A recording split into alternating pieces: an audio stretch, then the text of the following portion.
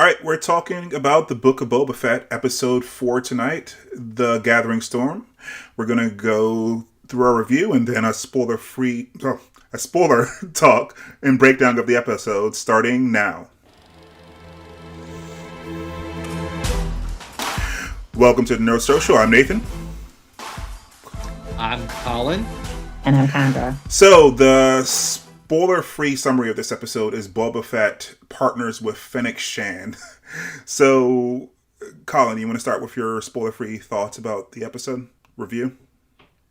Sure. I think that this episode was better than the last episode that we saw. I think we left off at we talked about it last week where it was kind of uneven. There were some parts that really didn't make sense. I think that this episode was much more consistent. There was a consistent kind of beginning, middle, and end. Although there were some parts of it that was still a little jarring at times.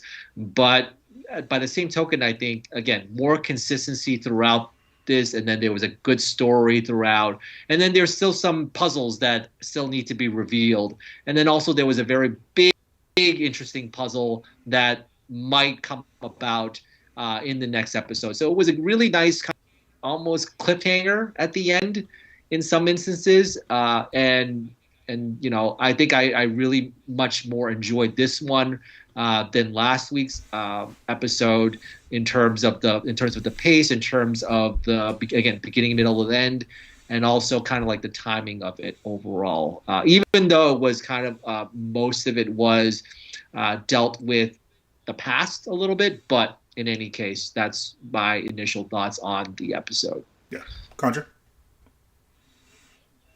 Yeah, I enjoyed this episode as well. I think it sort of answered some questions, and I think explained why Boba Fett is sort of who or the person he's trying to be in the present, right? They sort of closed the loop on the Tusken Raider story, and I felt like that gave us more insight into the person he's becoming and the leader he aspires to be. And I feel like in this episode, you sort of see him really be more. Because I think the last episode, we were like, he's getting his ass kicked. He's like, what is happening here? He's not the hero or the bounty hunter that the fighter that we expect him to be. So this sort of, I think, answered some questions. And like Colin said, sort of opened up more questions, but overall, much more action. I think a better story than last week's episode. Yeah, I like this episode better than last week as well. I don't know if I like it as much as the second episode. I think the second episode is still like the high watermark for me. This episode at least made more sense to me. I think last week what I said is that they left things undone or unresolved in the last week's episode, and that wasn't the case here. We got some resolution to some storylines. This is part of this is a little bit of a bridge as well, because it's bridging the present day or the current storyline. So it's a bridge between what's going to happen at the end. We have 7 episodes, so this is we have 3 more episodes left. So this was, when we're talking about the present day or the present day story as opposed to the flashbacks, this is more of a bridge episode. But we got some finality in the flashback, and we get a better understanding of Boba's motivation in the present day, which is satisfying, because we are 4 episodes in and we still don't know why he's doing what he's doing in the present day, and we finally get that answer in this episode, which is helpful. Maybe it's a lot later than they probably should have done that.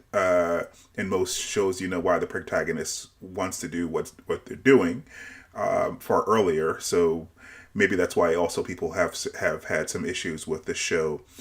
And I don't think that there's anything wrong with the show per se, with the story itself. I think maybe the structure is a little weird. a lot of people have said, and some people have said, and I think I agree with this. Maybe doing the flashbacks in the middle of the present day wasn't the best structural idea. They should have just started in the past and just moved in chronological order. So you had an understanding of why he's doing what he's doing.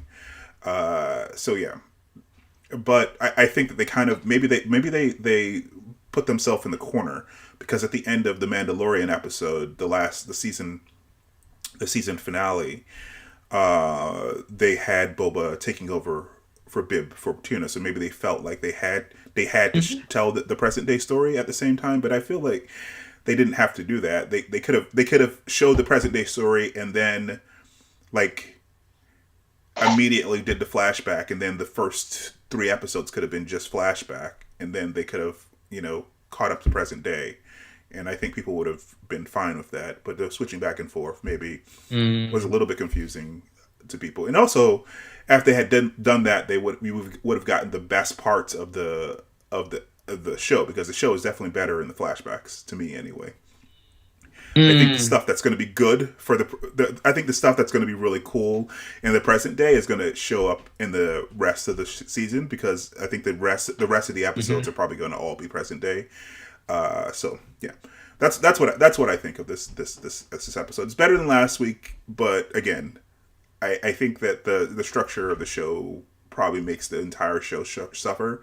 But I don't think the structure is going to be the structure. The structure for the first 4 episodes isn't going to be the structure for the last 3. So yeah. Mm-hmm. I do just have one more question before we go into spoilers. Is for either of you, Chandra or Nathan, is that whether or not they made a good creative choice to have the flashback being done while he's in the back of the bank. Because to me, I think that was very, very creative and very clever of them to do. But like you said, it may be jarring at times. So I want to hear your thoughts about that part, whether or not it's a good creative choice or not from either of you. And before we go into spoilers.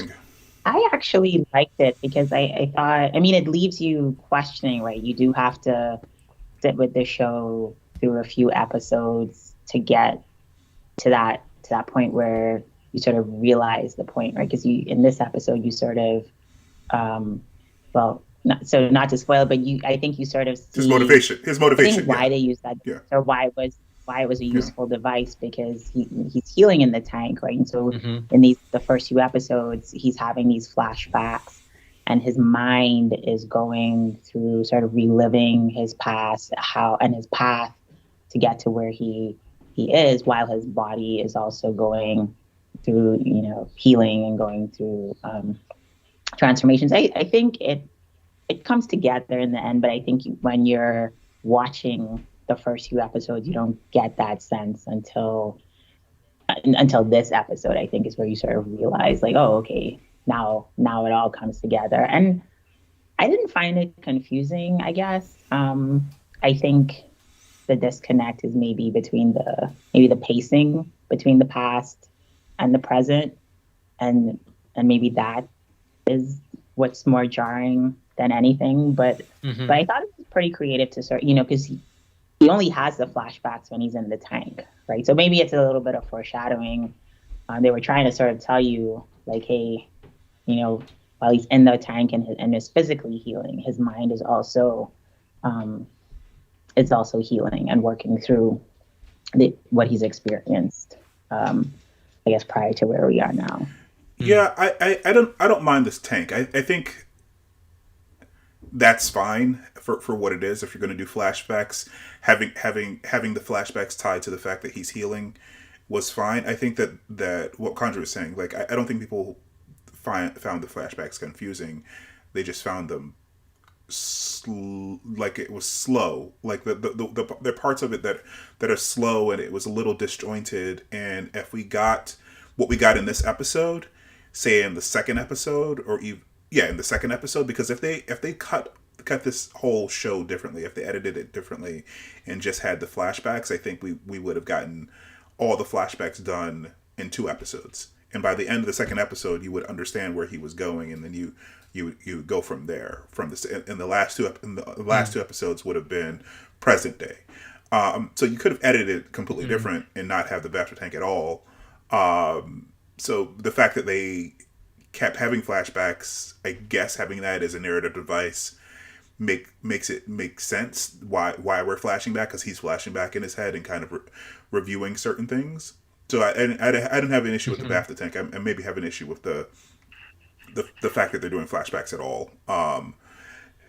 I think the problem you would run into there, though, is that we've seen him not be himself, right? So I think if you do it that way, then you'd sort of maybe have to lose that whole that part of the narrative where because the flashbacks are happening while he's healing, right? And then in the present day, you sort of see him like going to see the mayor, or all these things that he's done in the first 3 episodes where he hasn't, and then the fight with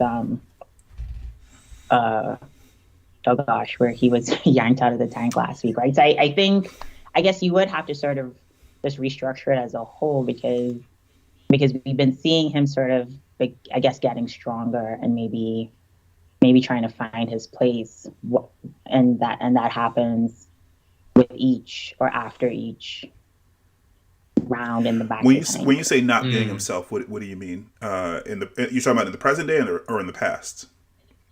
In the present day, right, where he's like he's not, because I felt like in this episode when he seemed cold. You mean he seemed not as strong, I guess. So yeah. What I'm not saying that there was the BAFTA tank. Maybe we should get into spoilers so we can talk. Yeah. Because I feel like we should definitely do that. We're gonna do we're gonna break into spoilers. So if you haven't seen the episode, go see the episode. We all like the episode, but spoilers ahead. Yep. After this point. All right. So I think that having the BAFTA tank is fine. They could have done that in the present day, and he could have just gone into the BAFTA tank. They didn't necessarily have to just cut to the past. We could have just seen in the present day that he was weak, and he needed, every time he had those interactions, he had to go to the BAFTA tank, and they could have just cut to another scene in the present day. I think the structure of it, having him go into the flashbacks is what the issue is. But I understand what you're saying. That he wasn't as strong as you expect him to be, based upon what I guess the lore that people have been building up in their head for the last 20 years or whatever, or 40 years or whatever. So yes, they would have had to show that he was still recovering from the Sarlacc pit, but I don't know that they necessarily had to couple those things, the flashbacks, with the fact that he was healing together. The fact that they decided to do it that way, which is I guess fine, but I think it would have been more effective if they had just started in the past and then gone to the present. Because now that we're talking about spoilers in this episode, we see Fennec mentions that when they try to recover his Beskar armor, she says that you should just give up on it. It did its purpose. It stopped you from being dissolved, and then your skin is being burned. So we saw, if that was the last scene in the flashbacks, if they had restructured it differently, then we would see that he was scarred up and that he needs to continue to heal. That's why he's going to BAFTA tanks, and that would have been fine to show why he was weak in the present day, to me anyway. So yeah. Yeah. That actually was longer than I thought in terms of the question, and it went into spoilers as well, which is very interesting kind of question. You wanted a short answer and got answers. Yeah, they got right into spoilers. And the other thing that was interesting to me was that it actually, because the droid then said, now that we're in spoiler talk, the droid then said that you're completely healed. So it goes back to your thinking, Nathan, in the non-spoiler part where it said, yeah, that's probably the end of it anyway, because that's the end of flashbacks. That's like the demarcation point, and from there is probably going to be. I mean, you kind of saw it because the backstory seemed complete anyway, because they kind of it kind of reminded me a little bit of Deadpool, where they had the flashbacks and stuff, and then it's like, oh, now you're all caught up. You're all caught up to the ending of The Mandalorian season 2. With the post-credit scene. So you're there now. So now all is well. Now we can keep moving forward in the timeline. The last scene, I think, when he's pulled out of the liquid, or is it the BAFTA tank? Wasn't it them in the sands at like Tatooine or something like that? Like after they were trying to, I thought that was the, or what, or did they show? Yeah. No. I don't think they showed the him shooting Fortuna. Did they? In the flash. They did. Yeah, they did show it. They did show it in this episode as well. So they showed pretty much the whole post-credit scene from Mandalorian so they showed, season 2. So they showed the whole thing. Like bits and okay, so that basically, as you said, the robot says that you're all healed. So that was a indication to the audience, since we've been using the BAFTA tank as a device to go back in time, that we're not going to go back. That we're not going to go back in time anymore, which is what I was saying. Or what I was saying earlier. Correct. That the next 3 episodes are probably going to be all present day, which is great. Correct. So this episode, now that we're talking about spoilers, it basically goes back to, as the spoiler free thing says, how Boba Fett partners with Fennec Shand. So we get the other part of the story about how she was saved by him, which we saw her get shot in the first season, I think, of The Mandalorian, and then she showed up in the second season, not dead. But we also saw in the first season, when she was shot, someone come to her, right? And we didn't know who it was. I guess some people on the internet knew who it was, or suspected who it was, because you hear jangling, like spurs. And apparently that's what that's what Boba Fett sounds like. But he didn't have his arm. But it doesn't make sense now. They kind of painted themselves into a corner, because he didn't have his armor when he found her. So he wouldn't have made that sound when he walked up on her. So, but whatever. But yeah, see, he saves her. He brings her to a modification shop. That the mod guy who was in that episode was played by a musician named Thundercat. I'm not familiar with his mod artist. Yeah, I'm not familiar with his work, but he's called Steven Thundercat Bruner. He did a good job. It was for a short amount of time he was in the episode. So I guess the kids in his group, his crew now aren't the only people that mod themselves. We also know Luke has an artificial arm, and of course Vader is as Obi-Wan says, more machine than man. So there's a lot of people who have mods in the universe. Yeah. So yeah, right.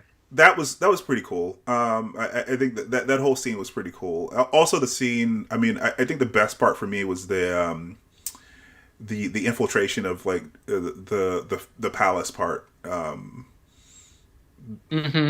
Oh yeah. Yeah. So there's a funny bit in the kitchen, and then you got to see Ming-Na Wen like really like cut loose when Boba was trying to get the ship started. Yeah.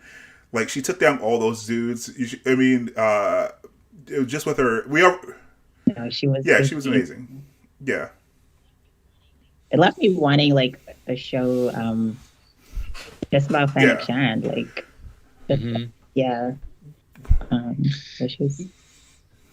she's really fascinating in that it's because we did see her. For those of you that don't know, she was in the Clone Wars episodes. I think was she in? Oh, she was also in Bad Batch as well. Yes, I don't think she's been in the Clone Wars. No. She showed up in Bad Batch. Oh, okay, yeah. Bad Batch. You're right. Bad Batch. Sorry, I get it all mixed up. It's like an extended season of Clone Wars anyway. Yeah. But yeah, she was in there, and then we were. This was back in the summer when we were speculating, like, what is her age basically? Did she age all that time? Like, how much did she age or did not age at that time? Like I think you speculated that she was in her 20s, just like early 20s at that time, Nathan. She was in the Bad Batch, and like now she's like of age of Ming-Na Wen's age pretty much, which makes sense, of her still being like totally awesome, and all that. I think her age. Her age is the ages are all over the place because if you saw, I think the beginning of the prequels, Boba is a boy, right? Because Yes. Obi-Wan goes and he visits Kamino and he's a boy then, right? During the Clone Wars, Yes. he's still kind of a boy, sort of a teenager. But that whole period between the prequels, the beginning of the prequels and the end of the prequels, Obi-Wan is a. Does Obi-Wan go to Kamino in the first or the second movie? I think it's in the second. Okay, by the second movie is yeah, at the second movie, Skywalker. Second movie has Jango Fett and also But young Boba Anakin Fett. himself, he's like a teenager. Anakin is already like in his early 20s, maybe. Like Hayden Christensen was already playing him. But in that episode, yeah. episode 2, Boba Fett is still a boy. Then by the end of the prequels, Boba Fett might have been maybe in his late teens, and then we go and then we fast forward 20 years because Luke is like a baby at the end of the first prequels. Luke is like in his early 20s or his early or like he's a teenager. I think he's 20. He's supposed to be 20, right? 19 or 20. And 20 years old in the New Hope. So he's definitely older than Luke, but he's not. So and he shows up in those movies. He shows up in the Return of the Sith, or not Return of the Sith. He showed up Empire in Strikes Empire Back, Strikes sure. Back, but it's like a side character, bounty hunter, and then you see him also in Return of the Jedi as well, with him dying in the Sarlacc. So his scenes were very short, like very, very short. So that's where the Legend of Boba Fett comes in because of that. But also he had appeared in several video games as well. And there was one game, for those of you that were gamers back in the day, there was a game called Shadows of the Empire, and it was like a Han Solo esque character. His name was Dash Rendar. He was fighting Boba Fett. So one of the levels was that you get to fight Boba Fett in that. So that's like not canon anyway. So just for you to know that's not canon to what Disney has established for Star Wars.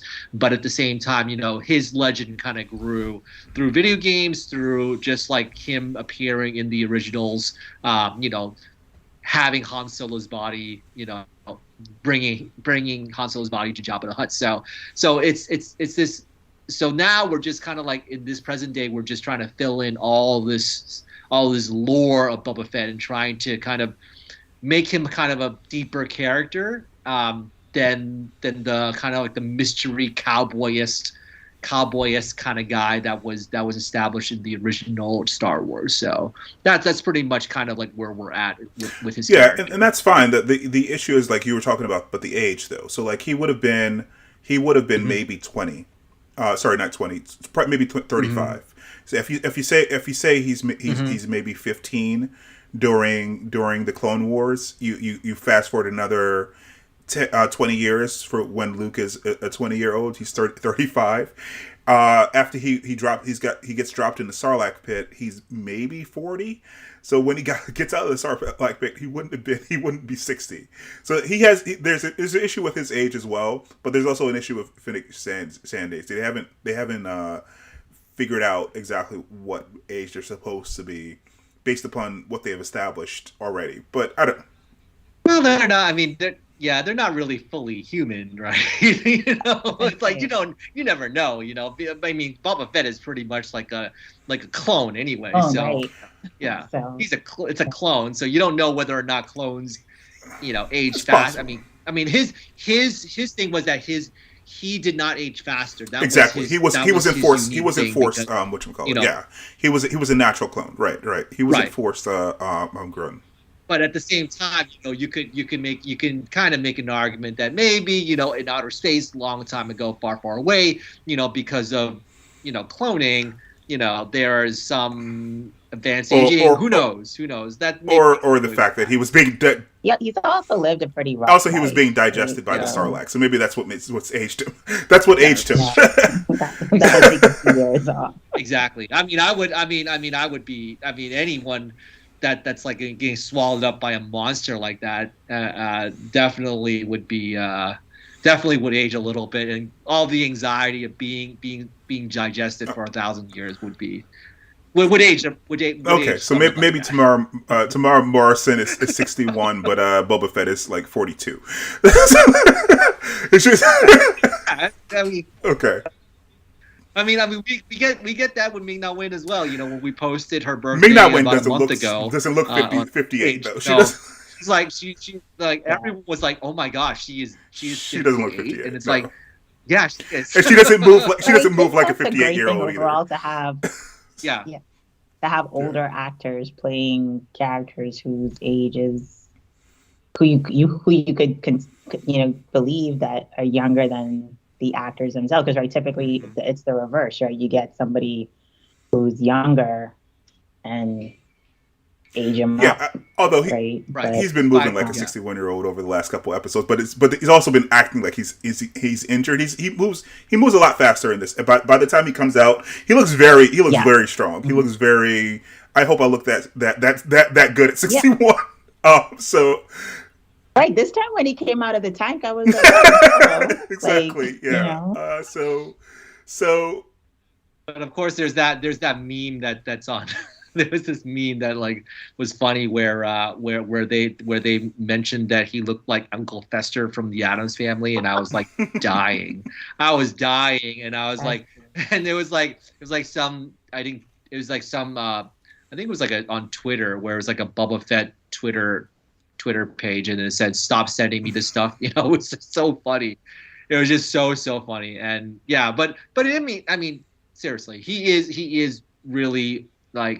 He really is doing all of that stunt work and action scenes and all that. And Conjure, you're right. It's really great. I mean, I think that several articles did mention that they are like more advanced in terms of their age, but then they're still doing all these things, all these action scenes, like playing like quote unquote younger characters. So it's good. It's good that they are progressing in that regard and not just discarding quote unquote older actors. I mean, it still happens in Hollywood, unfortunately, but particularly for Star Wars, you do have two more advanced age individuals that are playing these roles that are becoming iconic. Well, in the case of Boba Fett, it's already iconic. So it is a very good thing to have. Yeah. All right. So what else happened in this episode you guys want to talk about? And one thing that I marked, because we talked about this last week, it's very unlikely that speeder bike gang took down the Tusken Raiders, and Fennec Shand mentions that. Yeah. That's what. So we were talking about this last week, where it's like they probably had some help from the Pikes.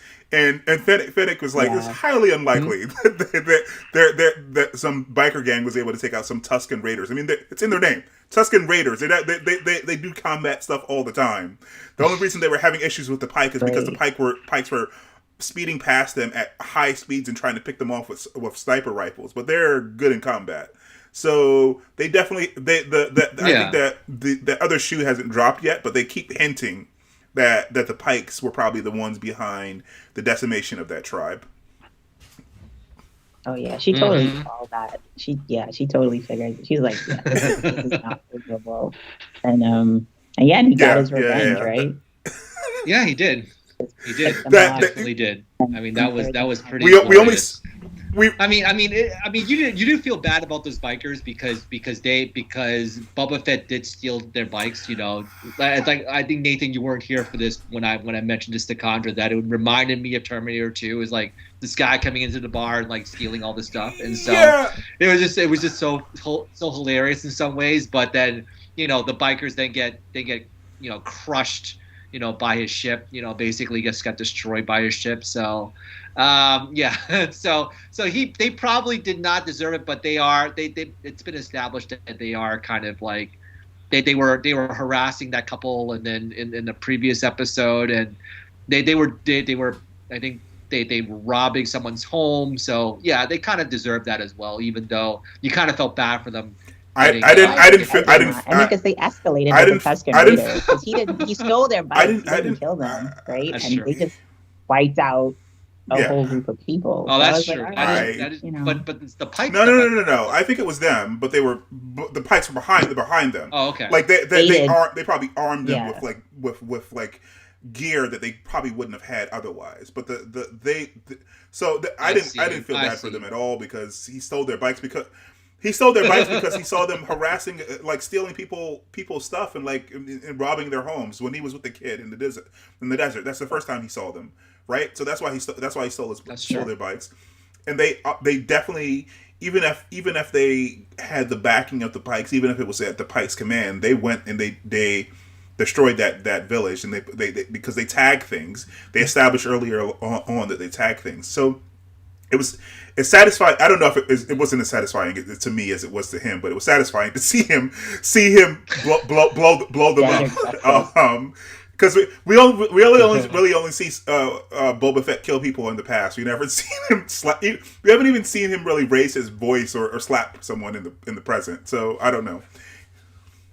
That is true. Because even Fennec actually is very interesting that he said a line that something along the lines of power absorbs a vacuum, basically, and he said that, and then Fennec was kind of shocked. It was like, really? You said that? And then it was like kind of it does kind of, maybe because he felt as though he was fully he's now has healed, full life. He's fully healed, so he can really be the big badass that he really is. Maybe that's the case. That why last week you mentioned, Nathan, that he was so beaten up and stuff like that. It's probably because he wasn't fully healed yet, and now he's like, okay, I feel confident that I'm fully healed. All the stuff that's in my head, I've kind of reconciled in some ways. I've kind of had some closure. Now I'm ready to rock and roll. So maybe that's probably he's announcing his presence through the destruction of the bikers. Yeah, there. I mean, so maybe. The other thing I was thinking as you were talking there is that I think if this show in general was a little bit better, if it was firing on all cylinders every single week, you wouldn't necessarily have the space to nitpick certain things. But because not every episode has been super stellar, you start picking it apart, because they've established in this show that he's weak because he's still healing, but they also established in the Mandalorian that he can still kick ass, because that's what happened in that episode. He did. He took down all those stormtroopers. So I don't think I would care as much if all these episodes were great. They're all good, but they're not great. So you start picking apart, and you're like, "This is what I know from here, and this is what I know from here." And it's also what nerds do in general. True. So I think if all the episodes in general were at a higher caliber, that people wouldn't be picking them apart as much. And again, and like I said last week, it's not a CW show, but it's still not. We haven't gotten back up to the high watermark of the second episode again yet, and hopefully the last 3 episodes will be great.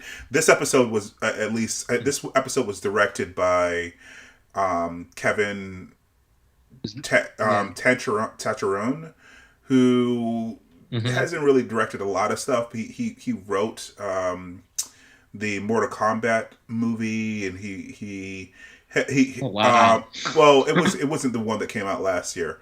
It was one of the other ones. And he also has directed a couple episodes of genre stuff. I think I forget the name of off the top of my head. The Marvel show that got canceled that was on Fox. Hellstone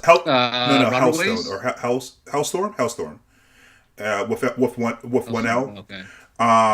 So he hasn't done a lot of things. So I guess this is a really good big opportunity for me. I think it was a better episode than the last episode. And Robert Rodriguez is far more famous than he is, so he did a better job than Robert Rodriguez did in the second episode. So I don't know who.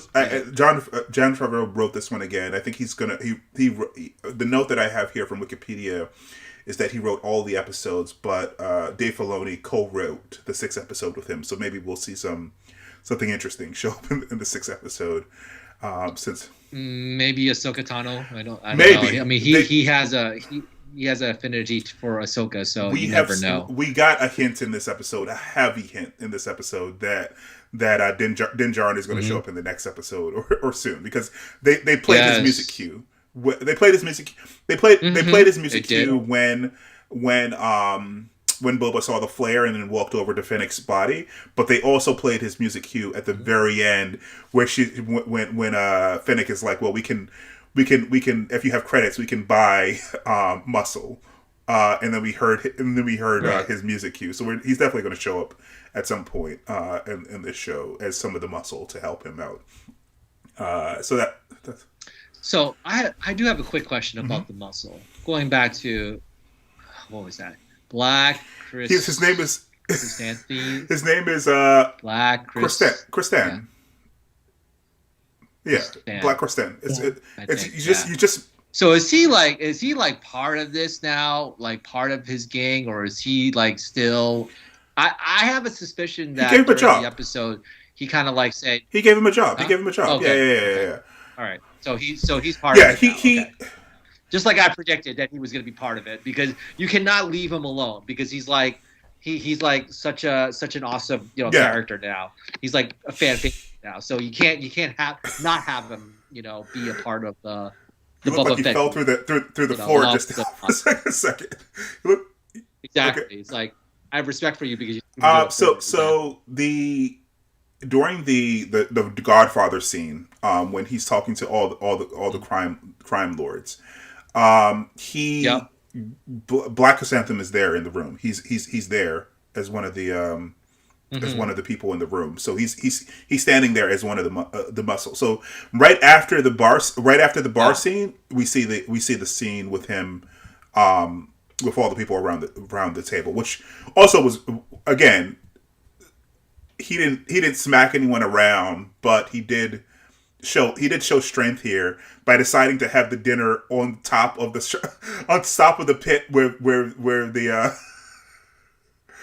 the Rancor is. So that they were like, why should we do anything to you? And then the Rancor starts to grab up from the thing. That was definitely more of a show of his strength that he showed at all in the first 3 episodes. I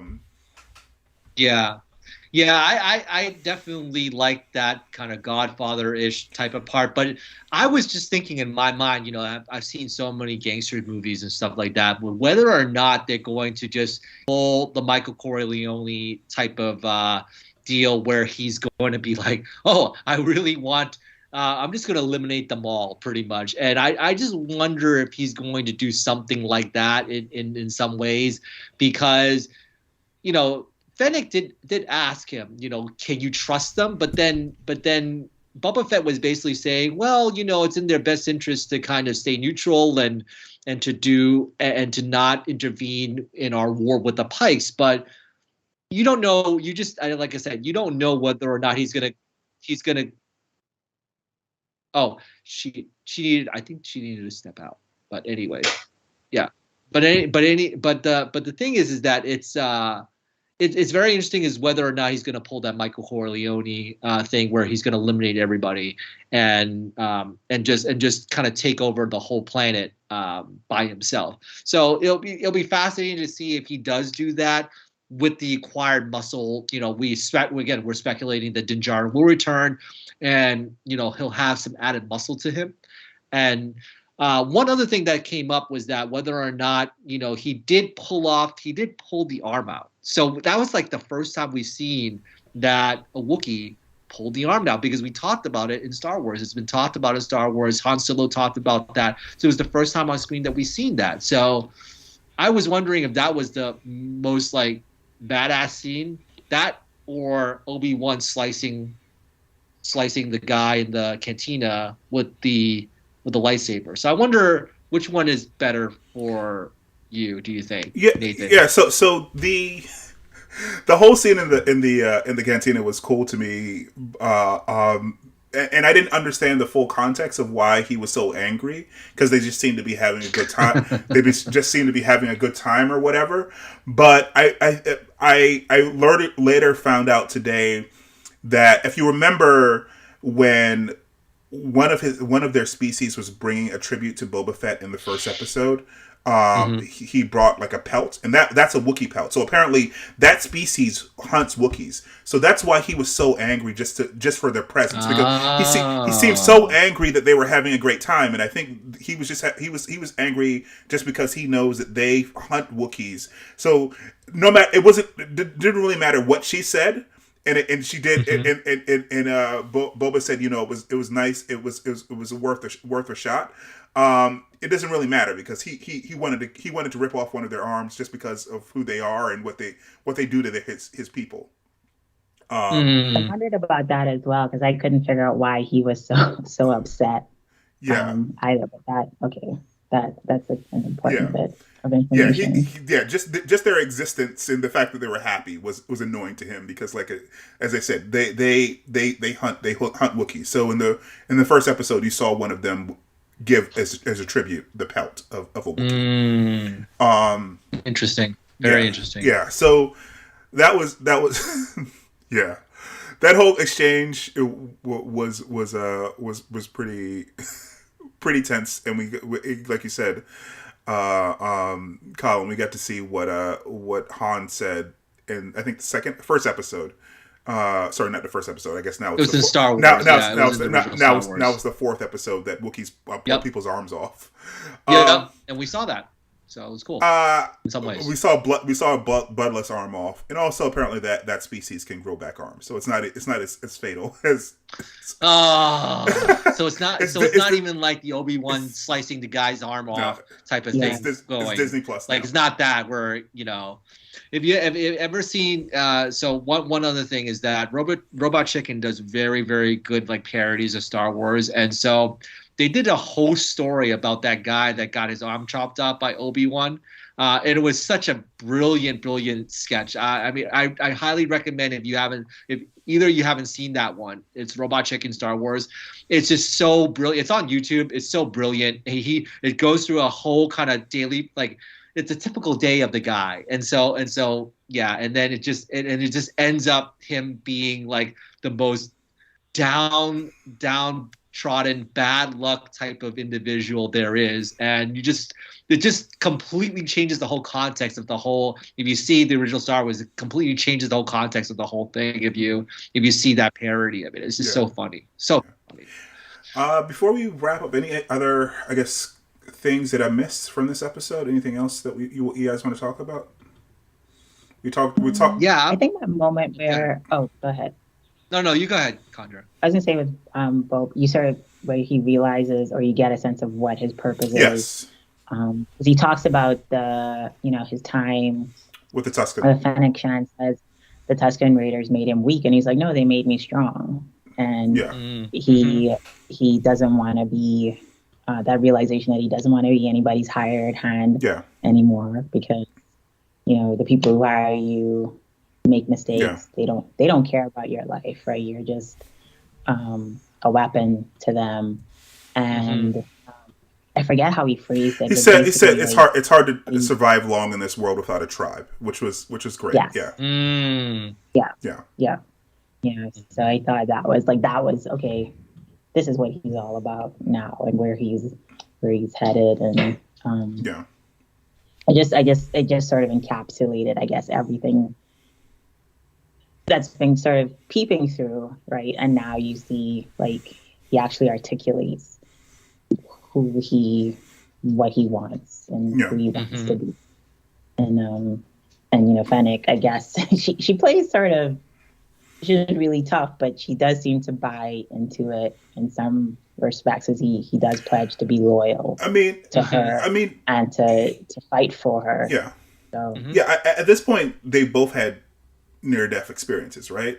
Right. So that maybe they are both reassessing things. But the paths that they led to basically led to the paths that they were on, rather, basically led to their deaths. both of them would have been it would have been dead. Like he's lucky that he got out of that because of his armor. Otherwise, he would have died. Yeah. She's lucky that she got out of that because he happened upon her. So the paths that they were on are just going to lead to their deaths again. So I think they're both reassessing, a different way of doing things. So yeah. Right. I'll be very interested. One last thought is that I'll be very interested to see what the Pikes are going. We didn't see the Pikes that much in this episode, and what other types of tricks are they going to have up their sleeves in order to kind of counteract or fight in this war for Tatooine. So it'd be very, very interesting to kind of see where how they're building it. It's almost as though I talked about it last week. It's almost like as though it's kind of like Dune in some ways. In some ways, it's kind of like that. So very curious to see where that leads us as well. Yeah. I think the only last thing I mentioned is that they sort of changed the name of Slave One because it's Disney. I mean, he says that he has to go and get the fire spray, which is apparently the model of the ship. I don't think he would have named it. He would have said the model of the ship. He would have said the name of the ship, which is Slave One. But they I think that because the name of the ship was Slave One, they kind of Disneyed around it and called it by the model, which is an interesting choice. I mean, they could have just said that he could have just said I don't want it to be named Slave One anymore because I've evolved. But she didn't know what it was named before, so I guess it would have been kind of clunky or whatever. But it was a lot of people on the internet are annoyed right now because they renamed the ship from 40 years ago from Slave One to Fire Spray. But like I said, that's the model of the ship. So it wasn't a ship that he like Jango Fett built. It was a ship that he bought, and apparently that's the model of the ship, the Fire Spray. So I don't know. Maybe we'll get a new name for the ship. We haven't seen the ship for the entire season in the present day anyway. So I don't know where it's parked. Probably in the place where he stole it. Maybe that's where it is. Right. That's where it is right now in the palace. So yeah, I'm looking forward to the next 3 episodes because now that they don't have to juggle back and forth, and they've set up a lot of things Chekhov. They have like Chekhov guns like scattered all over the place that they have to fire off in the next couple episodes. And I guess we got a little bit of that with Krrsantan being one of his goons now because we kind of knew that when he let him go he was going to show up later on. Oh yeah, so of course. Yeah. The Rancor is definitely going to show up as part of the end scenes as well. We're going to see Din Djarin, so it'll be interesting the next 3 episodes, I think. Yeah, but who do you think is going to be the big reveal? Because we knew that in Mandalorian season 2, the big reveal, we knew who the huge reveal was. I think that the huge reveal in season 1 was Grogu. Yeah. And so, they're building up to it. So if Din Djarin's going to come in the next episode, there's got to be someone that's going to be bigger than that. Maybe. I don't know. Like, I don't think that even though Dave Filoni is going to be writing co-writing the 6th episode, I don't think he's going to bring Ahsoka. So why would Ahsoka be there? She doesn't care about this crime lord building an empire. She's not a Jedi because she quit the Jedi Order before Order 66. Otherwise, she would be dead. But she still has sort of the same morality. So I don't think she cares enough to show up in the episodes. But I don't know. We'll see. I guess we'll see. I think Din is definitely going to show up, but I don't know who else. I can't. Do you know a little bit more about the first 3 I keep saying episodes, but the first 3 movies. Than I do. I mean, I know that they also episode is in their name, but the first 3 movies. Who from? I mean, I don't know. I mean, I think that most of the people are either dead or still or dead pretty much, except for Max Rebo, who's in the who's in we did get a confirmation that is Max because she that's Max. It was Max because the lady said play it again. She said something about play it again, Max, right, or something like that. So it's Max. But how he survived, who knows? Because he was on the barge, so I don't know how he survived. Could be another Max, but anyways, yeah, could be, yeah. But I'm not quite sure as to who might show up in terms of, that's why I want to ask, because I just didn't know. Wasn't Bib on the barge as well? Yes, he was. So I mean, I think probably a bunch of people survived. They were probably thrown off by the blast. I think only Jabba was really killed. I think he was not just killed by the blast. Wasn't he killed also by he was Layla, he was Layla, strangled by Leia. Yeah, by Leia. So in any case, I'm guess if they were going to go a Jedi route, I mean, I don't know, or it could be some character from one of the legends. From one of the non-canon things that might show up that might give them fan service, or it could be one of the characters from the animated like Rebels or even Clone Wars. You know, it could be that. So I'd rather someone from Clone Wars or Rebels or the Bad Batch show up, because it has to make sense within the context of the show. Jedi's don't have to show up everywhere. We know about Jedi's because the movies are focused on the Jedi's, but they've established inside of the universe that Jedi's are so few that people think of them as a myth. So them showing up all the time is basically bad storytelling. If they show up everywhere in every story that they decide to tell. I don't need a Jedi to show up, but it would be cool to see someone from either the Clone Wars or the Bad Batch show. So I would hazard a guess it might be Sabine Wren. I mean, because there has been some speculation about like her being casted already. So it could be her that shows up at the very end or for a post credit or something that sets up the Ahsoka series. You know, I mean that could be the biggest reveal, I would say. Sabine is from the Rebels. She's the Mandalorian. She's the Mandalorian from Rebels. From Rebels, yes. She's the one who painted her armor. Maybe she show up. Again, I don't think she cares about Boba Fett. Like Din cares about Boba Fett because he fought with Boba Fett, but I don't know. Yeah. I guess we'll see.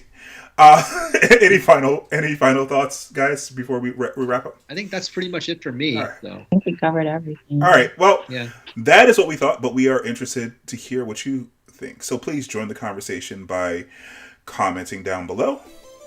And we will see you next week. All right, guys. Thanks. Bye.